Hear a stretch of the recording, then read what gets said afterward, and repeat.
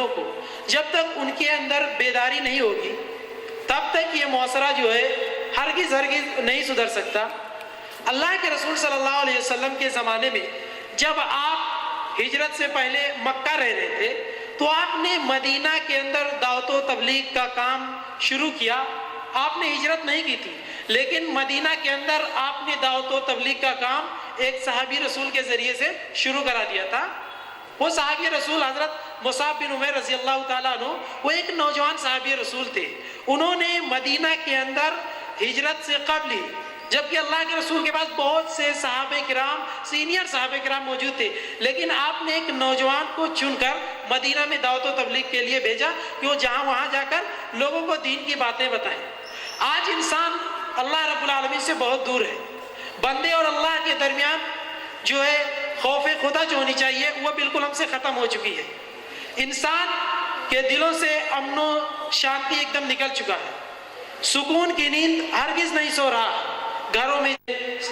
ثانی فضیلت الشیخ عالی جناب مولانا جلال الدین قاسمی حفظہ اللہ تعالی سے بڑے ہی ادب و احترام کے ساتھ گزارش کروں گا، اور قبل اس کے کہ میں شیخ کو یہاں پر دعوت دوں، میں اپنے جو ہمارے باہر سے مختلف اطراف سے آئے ہوئے ہمارے علماء کرام ہیں وہ اسٹیج پہ تشریف لے آئیں۔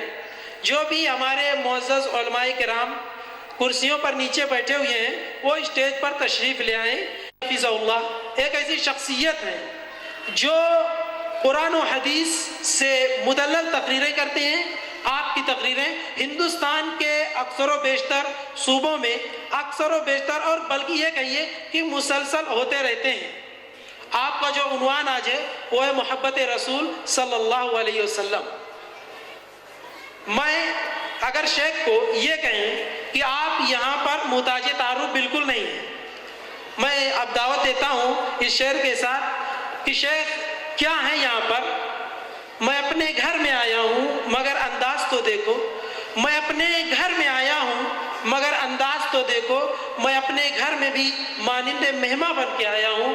میں گزارش کروں گا عالی جناب جلال الدین قاسمی حفظہ اللہ سے کہ شیخ تشریف لائیں اور محبت رسول صلی اللہ علیہ وسلم کے موضوع پر ہم سامعین سے خطاب عام فرمائیں۔ للہ نحمده ونستعینه ونستغفره ونعوذ باللہ من شرور انفسنا من سیئات اعمالنا من يهده الله فلا مضل له ومن يضلل فلا هادي له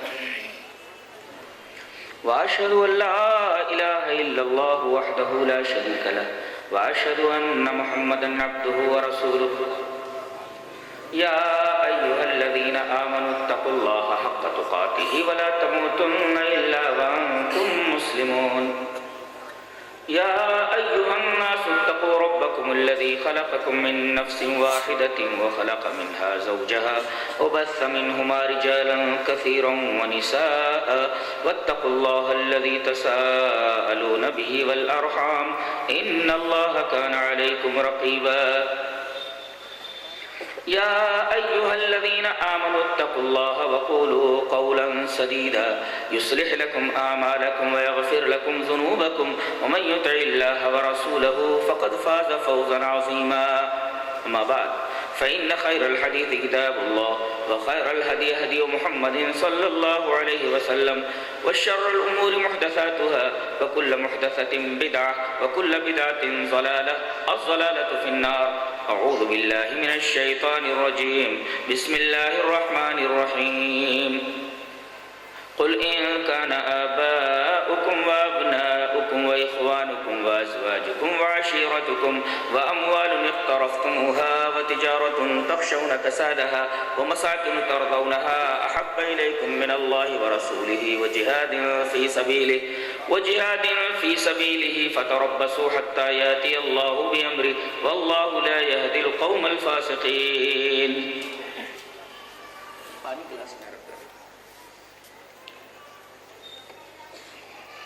حضرات علماء کرام، محترم بزرگوں، نوجوان بھائیوں، پیارے بچوں، پردانشین ماں اور بہنوں، محبت رسول کے عنوان پر آج مجھے گفتگو کرنی ہے۔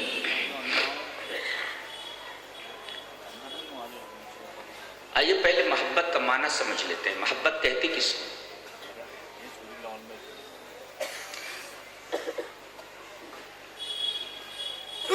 کسی چیز سے تعلق کی انتہا کو محبت کہتے ہیں.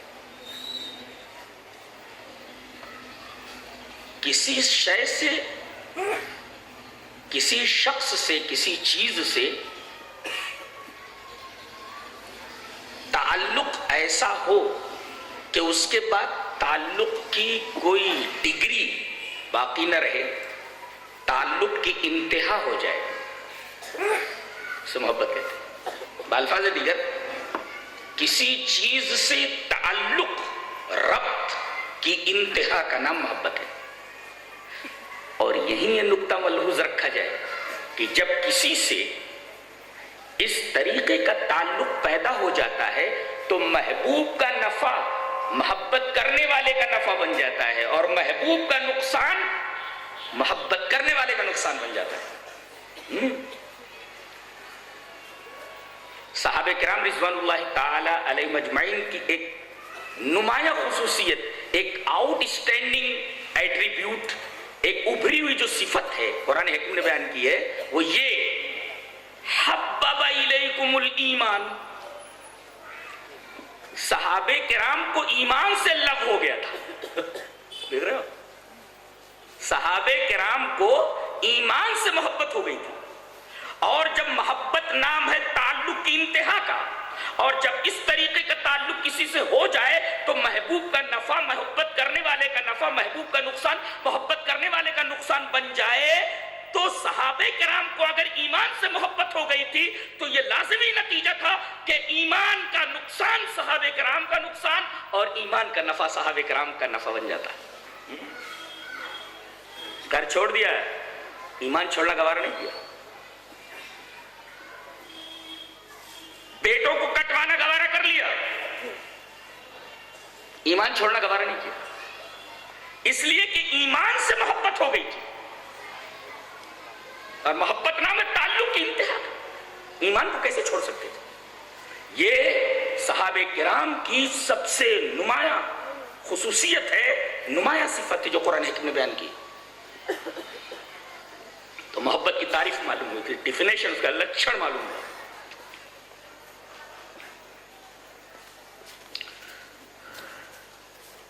جب صحابہ کی بات نکل ہی آئی ہے تو یہ بتا دوں کہ اس میں مرد اور عورتیں دونوں برابر تھے. جس طرح مردوں نے نبی کریم صلی اللہ علیہ وسلم سے پیار کیا ہے، محبت کی ہے، ایسے ہی عورتوں نے بھی نبی کریم صلی اللہ علیہ وسلم سے محبت فرمائی. ایک حدیث پاک بڑی عجیب و غریب ہے، پہلے سنا دوں. پہلے عورتوں کی محبت نبی کریم صلی اللہ علیہ وسلم کے تئیں بیان کر دوں. حدیث اس طرح: وعن المغیرہ بن شعبہ رضی اللہ تعالی عنہ قال: اتیت النبی صلی اللہ علیہ وسلم فذکرت له امرأة اخطبها فقال اذهب فانظر الیها فانه اجدر ان یؤدم بینکما فاتیت امرأة من الانصار فخطبتها الى ابویها واخبرتهما بقول النبی صلی اللہ علیہ وسلم فکأنهما کرها ذلك قال فسمعت ذلك المرأة وهي في خدرها فقالت إن كان رسول الله صلى الله عليه وسلم أمرك أن تنظر فانظر وإلا فأنشدك كأنها أعظمت ذلك قال فنظرت إليها فتزوجتها وذكر من موافقتها. رواه ابن ماجہ في کتاب النکاح. حضرت امام ابن ماجہ اس حدیث پاک کو ایسے ہی کتاب النکاح کے اندر لائیں. راوی جیسے کہ معلوم حضرت مغیرہ بن شعبہ. حضرت مغیرہ بن شعبہ فرماتے ہیں کہ مجھے شادی کی خواہش ہوئی. اب میں نے یہ سوچا کہ کسی لڑکی کو پیغام نکاح دوں جس سے مجھے شادی کرنی ہے. اس سے پہلے انہوں نے لڑکیوں کے بارے میں معلومات کی تو پتہ یہ چلا کہ ایک انصاری کی لڑکی ایسی ہے کہ اسے پیغام نکاح دیا جائے. نبی کریم صلی اللہ علیہ وسلم کے پاس آتے ہیں. فَأَتَيْتُ النَّبِيَّ صلی اللہ علیہ وسلم فَذَكَرْتُ لَهُ امْرَأَةً أَخْطُبُهَا، میں نے پوچھا کہ اللہ کے رسول، میں نے ذکر کیا کہ اللہ کے رسول، ایک انصاری کی لڑکی کے بارے میں مجھے معلومات حاصل ہوئی ہے، لڑکی بڑی اچھی ہے، میں اسے خطبہ دینا چاہتا ہوں، میں اسے پیغام نکاح دینا چاہتا ہوں، آپ کیا فرماتے ہیں؟ نقطہ یہ ملا کہ زندگی کے ہر مسئلے کے اندر مسلمانوں کو چاہیے کہ مشورہ ضرور کر لیا کرے، مشورے میں برکت ہے۔ دوسرے یہ کہ جس سے مشورہ طلب کیا جائے، یہ موبائل وغیرہ بند رکھو، یہاں بات کرنا ہو تو ادھر چلے جاؤ، ڈسٹرب نہیں کرنا، جس سے مشورہ طلب کیا جائے وہ مؤتمن ہو، امانت دار ہو، یعنی مشورہ جس سے طلب کیا جائے وہ اچھا مشورہ دے، غلط مشورہ نہ دے، اچھا آدمی، مشورہ اچھے آدمی سے طلب کرنا چاہیے۔ تو یہ نبی کریم صلی اللہ علیہ وسلم سے مشورہ طلب کر رہے ہیں شادی کے بارے میں، اس لیے کہ شادی سے اہم معاملہ کیا ہو سکتا ہے؟ اس لیے کہ شادی ہی کی اچھائی یا برائی کے اوپر نسلوں کی اچھائی یا برائی ڈیپینڈ ہوتی ہے۔ جارج برناشو نے بالکل صحیح کہا، تو مجھے ایک اچھی ماں دو، میں تجھے ایک اچھی قوم دیتا ہوں۔ گویا کہ ایک اچھی قوم، ایک اچھی جنریشن، ایک اچھی نسل کے لیے ایک اچھی ماں کا ہونا ضروری ہے۔ مشورہ انہوں نے طلب کیا کہ اللہ کے رسول، میں ایک لڑکی کو پیغام نکاح دینا چاہتا ہوں۔ نبی کریم صلی اللہ علیہ وسلم نے مشورہ دیتے ہوئے فرمایا لڑکی کو دیکھ لے پہلے، اذهب فانظر الیہا۔ یہاں رک کر ایک نکتہ اور جان لے کہ اگر لڑکا لڑکی کو دیکھنا چاہے تو لڑکی والوں کو چاہیے کہ اس پر اعتراض نہ کریں۔ لڑکا لڑکی کو دیکھ لے، کیوں؟ دلیل بیان کی گئی، اس کی وجہ بیان کی گئی، فَإِنَّهُ أَجْدَرُ أَن يُودَمَ بَيْنُكُمَا آدَمَ يُودِمُ يُودَمُ يُفْعَلُ يُكْرَمُ، تاکہ ان دونوں کے درمیان محبت اور خوشگواری کی فضا پیدا رہے۔ اس سے پہلے کہ شادی کے بعد کوئی ٹنٹا، کوئی جھگڑا اٹھ کھڑا ہو، کوئی بات پیدا ہو جائے، پہلے ہی لڑکی کو دیکھ لیا جائے۔ یہ نبی کریم صلی اللہ علیہ وسلم نے نکتہ بتایا کہ اس سے تم دونوں کے درمیان محبت کی فضا خوشگوار رہے گی، لڑکی کو دیکھے۔ یہاں ایک نکتہ اور حل کر لیں، کیا لڑکی سے میڈیکل سرٹیفکیٹ بھی لی جا سکتی ہے؟ یا لڑکی لڑکے سے میڈیکل سرٹیفکیٹ طلب کر سکتی ہے؟ اگر ضرورت ہو تو اسلام نے اس کی اجازت دی ہے۔ فانظر الیہا کے عموم میں یہ بات بھی داخل ہے، لیکن شریعت نے میڈیکل سرٹیفکیٹ کے مطالبے کو نکاح کے شرائط میں داخل نہیں کیا ہے کہ نکاح کی شرط یہ ہے کہ میڈیکل سرٹیفکیٹ دونوں جمع کر دیں، اس لیے کہ دنیا میں کوئی بھی فٹ نہیں ہے۔ اگر کوئی نوجوان یہ دعویٰ کرے کہ میں ہر طریقے سے فٹ ہوں، دنیا کے تمام ڈاکٹروں کا اتفاق ہے، وہ یہ کہتے ہیں کہ جو نوجوان، جو آدمی کہتا ہے میں ہر طریقے سے فٹ ہوں، وہ آئے ہمارے پاس، ہم ثابت کر دیں گے کہ کسی نہ کسی ناحیے سے، کسی نہ کسی زاویے سے وہ انفٹ ہے۔ دنیا میں کوئی ایسا آدمی نہیں ہے جو ہر طریقے سے فٹ ہو، اس کے اندر کوئی عیب نہ ہو، اس کے اندر کوئی نقص نہ ہو۔ صرف ایک ذات ایسی ہے جو تمام نقائص اور تمام عیوب سے مبرہ ہے، وہ ذات ہے جو عرش پر مستوی ہے، الرحمن وعلی العرش استوی۔ لہذا علماء نے، شریعت نے اجازت تو دی ہے کہ لڑکا لڑکی سے میڈیکل سرٹیفکیٹ طلب کر سکتا ہے، لڑکی لڑکے کے میڈیکل سرٹیفکیٹ کو طلب کر سکتی ہے، لیکن یہ نکاح کے شرائط میں سے نہیں ہے۔ ہاں، اگر کسی بیماری کے بارے میں کچھ سنگن ملے تو یہ کام کیا جا سکتا ہے،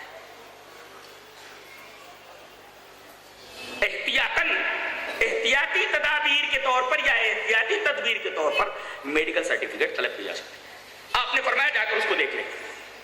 کہتے ہیں کہ میں آیا، فاتیت امرأۃ من الانصار، اس انصاری کے گھر میں آیا جس کی لڑکی کو مجھے پیغام نکاح دینا تھا، تو میں نے کیا کیا؟ فخطبت الی ابویہا، میں نے پیغام نکاح ماں باپ کو دیا لڑکی کے۔ نکتہ یہ معلوم ہوا کہ ہمارے ہاں لڑکیوں اور لڑکے کی تاک جھانک، ایک دوسرے کا پارکوں میں ملنا، ہوٹلوں میں ملنا، عشق و عاشقی، لف وغیرہ کا معاملہ، ایک دوسرے سے نظر بازی، ایک دوسرے سے بے حجاب ملنا اسلام اس کو ناجائز قرار دیتا ہے. ابھی رکے رہیے یہیں. دلیل کے طور پر میں ایک حدیث اور پیش کرتا ہوں. حدیث اس طرح وعن عبد الله بن بريدة عن أبيه قال قال رسول الله صلى الله عليه وسلم لعلي يا علي لا تتبع النظرة فإن لك الأولى وليست لك الآخرة. رواه ابو داؤد في كتاب النکاح. عجیب بات یہ ہے کہ یہ حدیث امام ابو داؤد کتاب النکاح میں لایا. پہلی جو ابھی میں نے پڑھی ہے اسے امام ابن ماجہ کتاب النکاح میں لایا. اس روایت کے راوی مغیرہ بن شعبہ ہے اور اس روایت کے راوی عبداللہ بن بریدہ کے باپ. وہ یہ کہتے ہیں کہ نبی کریم صلی اللہ علیہ وسلم نے اپنے داماد فاطمہ کے شوہر سے یہ کہا علی میرے داماد سنو لا تتبع النظرة کسی عورت پر ایک نظر پڑ جائے تو معاف, دوسری نظر مت ڈالنا اس لیے کہ فإن لك الأولى وليست لك الآخرة. پہلی نظر تو تیری ہے, پہلی نظر تو معاف ہے لیکن دوسری نظر معاف نہیں ہے. جب معاملہ نظر کے بارے میں اتنا اسٹرکٹ ہو تو اسلام کیسے اجازت دے سکتا ہے کہ ایک لڑکی ایک لڑکے سے بے حجابانہ ملے؟ ہمارے ہاں اس طریقے کا میل ملاپ, عشق و عاشقی کا تصور, لویریا کا تعلق قطعاً نہیں ہے. اسلام اس کو حد درجہ ناپسند کرتا, مکروہ سمجھتا ہے. مکروہ سے مراد مکروہ تحریمی, حرام سمجھتا ہے. انہوں نے لڑکی کو پیغام نکاح نہیں دیا, اس کو آئی لو یو نہیں کہا. انہوں نے ماں باپ کو خطبہ دیا ان کی لڑکی کے بارے میں. فخطبتها الى ابويها, ماں باپ کو پیغام نکاح دیا ان کی لڑکی کے تعلق سے. اور انہوں نے ایک بات بھی کہی کہ میں نے نبی سے مشورہ کیا ہے اور نبی نے کہا ہے کہ میں آپ کی بیٹی کو دیکھوں. اب آپ دونوں کیا بولتے ہو؟ وَأَخْبَرْتُهُمَا, ماں باپ کو یہ بھی خبر دی بِقَوْلِ النبی صلی اللہ علیہ وسلم, رسول اللہ صلی اللہ علیہ وسلم کے قول کی خبر دی. آپ نے فرمایا تھا اذهب فانظر الیہا, دیکھ لے. اب جب انہوں نے یہ بات سنی ماں باپ نے کہ یہ لڑکی کو دیکھنا چاہتا ہے, فَكَأَنَّهُمَا كَرِهَا ذَلِكَ, دونوں کے چہرے پر ناگواری کے آثار ظاہر ہوئے. اللہ اکبر, یہ غیرت ہے. اسی غیرت کا فقدان معاشرے کے اندر ہے اور یہی غیرت صحابہ کرام رضوان اللہ تعالی علیہم اجمعین کی سماعت کے اندر موجود تھی. لڑکا شادی کرنا چاہ رہا ہے لڑکی سے, پیغام نکاح دے رہا ہے اور وہ کہہ بھی رہا ہے کہ میں نے نبی کریم صلی اللہ علیہ وسلم سے مشورہ کیا, میں آپ کی لڑکی سے شادی کرنا چاہتا ہوں. دیکھنے سے پہلے نبی کریم صلی اللہ علیہ وسلم نے فرمایا ہے کہ تو دیکھ لے اس کو. اس وجہ سے میں کہہ رہا ہوں وَأَخْبَرْتُهُمَا بِقَوْلِ النَّبِيِّ صلی اللہ علیہ وسلم, لیکن ان دونوں کے چہرے پر ناگواری کے آثار ظاہر ہوئے اس لیے کہ انہوں نے یہ دیکھا کہ ایک اجنبی مرد میری لڑکی کو جو پردہ نشین ہے وہی فی خدرہا, پردے میں ہے, اس کو یہ دیکھنا چاہ رہا ہے. فَكَأَنَّهُمَا كَرِهَا ذَلِكَ, ماں باپ اتنے غیور ہوں تو لڑکی کیسی ہوگی؟ ہاں, ماں باپ کا غیور ہونا ضروری. ماں باپ کیسے ہوتے ہیں؟ بیٹی شارٹ پہنے ہوئے کھڑی ہے, ماں باپ کو حیا نہیں آ رہی تو بیٹی کو کیا حیا آئی؟ ماں باپ حیادار ہیں. فَكَأَنَّهُمَا كَرِهَا ذَلِكَ, اور وہ کوئی جواب نہیں دے رہے کہ میری لڑکی کو اگر دیکھ لے. اب فَسَمِعَتْ ذَلِكَ الْمَرْأَةُ, اس لڑکی نے اس بات کو سنا, وَهِيَ فِي خِدْرِهَا, پردے کے پیچھے وہ یہ باتیں سن رہی تھی. ایک نکتہ اور ملا کہ اگر شادی کی بات لڑکی کی چل رہی ہو تو پردے کے پیچھے سے اپنے بارے میں جو فیصلہ وہ جاننا چاہ رہی ہے کہ میرے بارے میں کیا فیصلہ ہو رہا ہے سن سکتی ہے اور اپنی رائے بھی دے سکتی ہے. تو پردے کے پیچھے سے اس نے سنا. فَسَمِعَتْ ذَلِكَ الْمَرْأَةُ وَهِيَ فِي خِدْرِهَا, پردے کے پیچھے تھی وہ اور ساری باتیں سن رہی تھی کہ میری زندگی کے بارے میں ایک فیصلہ کیا جانے والا ہے اور میرے ماں باپ کے پاس میرا پیغام نکاح آیا ہے, لیکن میرے ماں باپ مجھے دیکھنے کی اجازت نہیں دے رہے. اب لڑکی کیا بولے, دیکھو محبت دیکھو. فقالت, پردے کے پیچھے سے اس نے یہ سنا کہ نبی نے یہ کہا ہے مغیرہ بن شعبہ کو کہ شادی کرنے سے پہلے اس لڑکی کو دیکھ لے, لیکن میرے ماں باپ کس کو ناپسند کر رہے ہیں؟ پردے کے پیچھے سے بول رہی ہے ان کان رسول اللہ صلی اللہ علیہ وسلم امر کان تنظر، اگر میرے رسول نے تجھے مجھے دیکھنے کے لیے کہا ہے تو آجا مجھے دیکھ لے. تنظر دیکھ رہے ہیں ایک غیرت مند لڑکی، غیرت مند ماں باپ کی لڑکی رسول اللہ صلی اللہ علیہ وسلم کے قول پر مر مٹ رہی ہے. وہاں اس نے حیا چھوڑ دی کہ اگر نبی نے تجھے یہ حکم دیا ہے کہ تو مجھے دیکھ لے تو فانظر، تو مجھے دیکھ لے، اور اگر نبی نے ایسا نہیں کہا تو فانشدک، میں تجھے اللہ کی قسم دیتی ہوں کہ مجھے دیکھنا مت. اللہ کانہا اعظمت ذالک، گویا کہ اس نے ایک اجنبی مرد کے سامنے بے حجاب ہونا بہت بڑی بات سمجھی. کاش کہ ہماری ماں بہنیں، ہماری بیٹیاں اس بے پردگی کو انتہائی عظیم سمجھیں اور حجاب کی قدر کریں. کانہا اعظمت ذالک، بہت بڑا سمجھا کہ میں کیسے ایک اجنبی مرد کے سامنے جاؤں. دیکھ رہے ہیں وہاں کیسی حیا، کیسی شرم، کیسی غیرت صحابہ کرام کے سماج میں، ان کی سوسائٹی میں موجود تھی. آج اس کے برعکس مسلمان سوسائٹی کے اندر کس قدر بے غیرتی، کس قدر بے حیائی، کس قدر بے شرمی پھیلی ہوئی ہے جس کو لفظوں میں بیان نہیں کیا جا سکتا. نبی کریم صلی اللہ علیہ وسلم نے جو بات کہی تھی دیکھ لینا. لڑکی اس کے سامنے بے حجاب ہونے پر، بے حجاب آنے پر راضی ہوئی. حضرت مغیرہ بن شعبہ فرماتے فنظرت الیہا، میں نے اس کو دیکھا، لڑکی مجھے پسند آئی، فتزوجت، میں نے اس سے شادی کر لی. اور پھر راوی کہتے ہیں میاں بیوی کے درمیان بڑی موافقت رہی. یہ آخری نقطہ بڑا عجیب و غریب ہے. زندگی کی گاڑی